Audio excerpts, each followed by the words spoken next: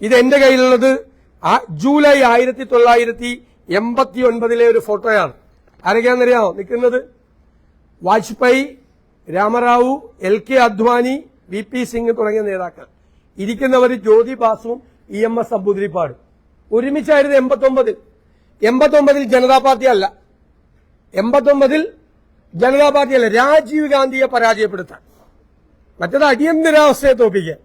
89 അദ്വാനിയും അതുപോലെ വാജ്പേയിയും ജ്യോതി ബാസുവും EMS നമ്പൂതിരിപ്പാടും ഒരുമിച്ച് നിൽക്കുന്ന ചിത്രമാണിത്. ഒരുമിച്ച് നിൽക്കുന്ന ചിത്രം. എന്നിട്ടെന്താ, TN ചതുർവേദി എന്ന് പറയുന്ന ഒരു ഹിന്ദുത്വ അജണ്ടയ്ക്ക് കൊടിപിടിക്കുന്ന ഒരു കൺട്രോളർ ആൻഡ് ഓഡിറ്റർ ജനറലിന്റെ റിപ്പോർട്ടിന്റെ പ്രകാരം ബോഫോസ് കേസ് അതുമായി ബന്ധപ്പെട്ടിട്ടാണ് ഒരുമിച്ച് കൂടിയതെന്നായിരുന്നു CPMന്റെ ഭാഷ്യം. ഇപ്പൊ കേരളത്തിലൊക്കെ C&AG റിപ്പോർട്ട് കീറിക്കളയാണ് CPM. അതല്ല, അപ്പൊ 89 ഇവർ ഒരുമിച്ച് കൂടി. അന്ന് മൊഹിസൻ ബ്ലിറ്റ്സ് വാരിയയ്ക്ക് കൊടുത്തൊരു ഇന്റർവ്യൂവിൽ അദ്ദേഹം വളരെ ഒരു പ്രവചനാത്മകമായ രീതിയിൽ മൊഹിസന്റെ ഒരു വിലയിരുത്തലുണ്ട്. ഇത് ഇന്ത്യയിലെ കമ്മ്യൂണിസ്റ്റ് പാർട്ടികളുടെ അന്ത്യം കുറിക്കും.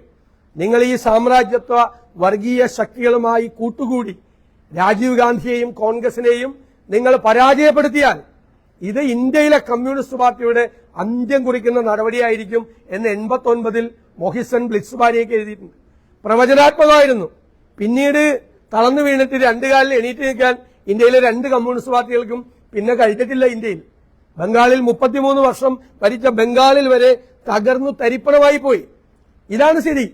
2015 CK ചന്ദ്രപ്പൻ മെയിൻ സ്ട്രീം വാരിയയ്ക്ക് മരിക്കുന്നതിന് മുമ്പ് ഒരു ഇന്റർവ്യൂ കൊടുത്തു. എന്നിട്ട് അദ്ദേഹം പറഞ്ഞു, CPM is going to sink, CPI will also sink along with CPM. അതായത് CPM മുങ്ങാൻ പോവുകയാണ്, CPIയും അതോടുകൂടി മുങ്ങിപ്പോവും. ഇതിന്റെ എല്ലാം പരിണതഫലമാണ് ഇന്ത്യയിൽ ഇന്ന് CPMഉം CPIയും. അതായത് കോൺഗ്രസ് വിരോധം. ഏത് ചെകുത്താനുമായും കൂട്ടുകൂടിയും കോൺഗ്രസിനെ പരാജയപ്പെടുത്തണമെന്നുള്ള കോൺഗ്രസ് വിരുദ്ധതയുടെ ഭാഗമായി ഇഷ്ടമുള്ള സമയത്ത് 67-ലും 75-ലും 89-ലും ഇപ്പോഴും CPM BJPയുമായും RSSുമായും കൂട്ടുകൂടിയാൽ വെറുതെ ഒരു പ്രസ്താവന ഇന്നലെ ഇങ്ങനെ ഇറക്കും. ഇത് നേരത്തെ ശ്രീ പിണറായി വിജയനും പറഞ്ഞിട്ടുണ്ട്.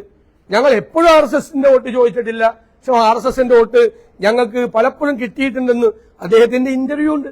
അദ്ദേഹത്തിന്റെ ഇന്റർവ്യൂ പിണറായി വിജയന്റെ പല സമയത്തും ഞങ്ങൾ കിട്ടിയിട്ടുണ്ട്, എപ്പോഴും ഞങ്ങൾ വേണമെന്ന് പറഞ്ഞിട്ടില്ല, ചില സമയത്തെല്ലാം കിട്ടിയിട്ടുണ്ട്. എന്റെ ചോദ്യം, ഈ നിലമ്പൂർ ഉപതെരഞ്ഞെടുപ്പിന്റെ തൊട്ടു മുമ്പ് എന്താണ് ഈ പഴയ സൗഹൃദത്തെ പറ്റി CPM ഓർക്കാൻ കാര്യം? നമ്മൾ വേർപിരിഞ്ഞെങ്കിലും, ഇടയ്ക്ക് വേർപിരിഞ്ഞെങ്കിലും പണ്ട് നമ്മൾ വലിയ കൂട്ടുകാരായിരുന്നു, നമ്മൾ ഒരുമിച്ചായിരുന്നു എന്ന ഒരു പ്രണയിനിയുടെ പ്രണയാർദ്രമായ അപേക്ഷ പോലെ ഇപ്പോൾ സഹായിക്കണം എന്നുള്ളൊരു അപേക്ഷയാണ്. ഇത് RSSന്റെയും BJPയുടെയും സഹായത്തിന് വേണ്ടിയിട്ടുള്ള ഒരു പ്രണയാർദ്രമായ ഒരു ഓർമ്മപ്പെടുത്തലാണ് യഥാർത്ഥത്തിൽ ഇപ്പൊ നടന്നിരിക്കും. ഞങ്ങൾ പണ്ട് ഒരുമിച്ച് കൂടിയിട്ടുണ്ട്, നമ്മളും തമ്മിൽ ഒരുമിച്ച് നിന്നിട്ടുണ്ട്. അല്ലെങ്കിൽ ഇന്നലെ ഇത് പറയേണ്ട ആവശ്യമുണ്ട്? മനഃപൂർവ്വമായിട്ട് പറഞ്ഞാണ്. അവിടെ ഇവരെല്ലാം, ഇവരുടെ ഈ കൂട്ടുകെട്ടിനെ എല്ലാവരെയും ഞങ്ങൾ പരാജയപ്പെടുത്തും. ഒരു സംശയം അക്കാര്യത്തിൽ വേണ്ട, ഒരു സംശയം വേണ്ട കാര്യത്തിൽ. ഞങ്ങൾക്കൊരു ഭയമില്ല. ഞങ്ങൾക്ക് ഇതൊക്കെ നേരത്തെ ഇത് തുടങ്ങുമ്പോൾ അറിയാം. RSS സ്ഥാനാർത്ഥിയെ നിർത്തില്ല എന്ന് പറഞ്ഞപ്പോ ഒരു പ്രസക്തമല്ലാത്ത തരത്തിൽ ഇലക്ഷൻ രംഗത്ത് ഇല്ലാത്ത രീതിയിൽ BJPയുടെ NDAയുടെ പ്രവർത്തനം കണ്ടു കഴിഞ്ഞപ്പോൾ ഞങ്ങൾക്കറിയാം സംഭവിക്കുക. അതിനെയൊക്കെ മറികടന്നിട്ടാണ് ഞങ്ങൾ കണക്കാക്കിയിരിക്കുന്നത്. ഞങ്ങളുടെ താഴെത്തട്ടിലുള്ള കണക്കാണ് ഞങ്ങള്.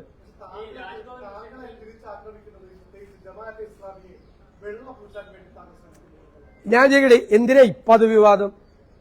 കഴിഞ്ഞ പാർലമെന്റ് തെരഞ്ഞെടുപ്പിൽ വെൽഫെയർ പാർട്ടി ഞങ്ങൾക്ക് പിന്തുണ തന്നിട്ടില്ലേ? അപ്പൊ ഈ വിവാദം ഉണ്ടായില്ലല്ലോ. ഇപ്പോഴും അത്രയല്ലേ സംഭവിച്ചുള്ളൂ. അവർ ഞങ്ങൾക്ക് പിന്തുണ നൽകി, അത്രയല്ലേ ഉള്ളു. അന്നുണ്ടാകാത്ത വിവാദം ഇപ്പൊ എന്തിനാ CPM ഉണ്ടാക്കണത്? CPM ഒരു ഇസ്ലാമോഫോബിയ ക്രിയേറ്റ് ചെയ്യാൻ വേണ്ടി നോക്കുക. അതിന് ഈ വെൽഫെയർ പാർട്ടിയുടെ പേര് വെറുതെ പറയുക. ഇതൊരു ഭൂരിപക്ഷ പ്രീണനം, വെറുതെ തട്ടിപ്പാണ്. ഭൂരിപക്ഷത്തോട് സ്നേഹമില്ല, ആരോടും സ്നേഹമില്ല, തട്ടിപ്പ് കാണിക്കുകയാണ്. മനസ്സിലായില്ലേ? തെരഞ്ഞെടുപ്പിൽ ജയിക്കാൻ വേണ്ടിയിട്ടുള്ള തട്ടിപ്പുകളാണ് ഇവർ കാണിക്കുന്നത്. ഞാൻ ചോദിക്കുന്നത്, ഈ മുഖ്യമന്ത്രിയുടെ വീഡിയോ ഞാൻ കൊണ്ടുവന്ന് കാണിച്ചില്ലേ? ഞാൻ പറഞ്ഞ പോലെ അല്ലല്ലോ അദ്ദേഹം പറഞ്ഞു. ഞങ്ങൾ അവരുടെ പിന്തുണ സ്വീകരിച്ചു. മുഖ്യമന്ത്രി അഭിമാനത്തോടു കൂടിയാണ് പറഞ്ഞത്. ദേശാഭിമാനിയുടെ മുഖപ്രസംഗം എന്താ?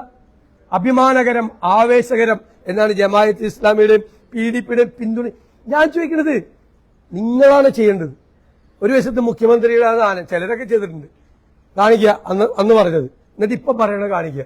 എന്നിട്ട് അവിടുത്തെ വേദിയിൽ പോയി ഞങ്ങൾക്ക് പിന്തുണ നൽകിയത് വെൽഫെയർ പാർട്ടിയാ. ഇവര് വെൽഫെയർ പാർട്ടി ഉണ്ടാകുന്നതിന് മുമ്പ് ജമാഅത്ത് ഇസ്ലാമിയുടെ കൂടെ ആസ്ഥാനത്ത് പോയി പിന്തുണ ചോദിച്ചിട്ടുള്ള ആളാ പിണറായി വിജയനും കോടിയേരി ബാലകൃഷ്ണനും ഒക്കെ. എന്തൊരു അവസരവാദം!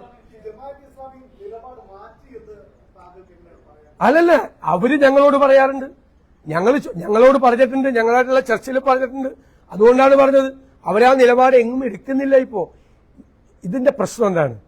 അവരുടെ കൂടെ നിൽക്കുമ്പോൾ മതേതരവാദി, ഞങ്ങളുടെ കൂടെ വന്നാൽ വർഗീയവാദി, എല്ലാവരും അങ്ങനല്ലേ. ഇപ്പൊ PDPക്ക് ഒരു കുഴപ്പമില്ല, ആ സ്വാമിക്കും കുഴപ്പമില്ല, ഒരു പ്രശ്നമില്ലല്ല.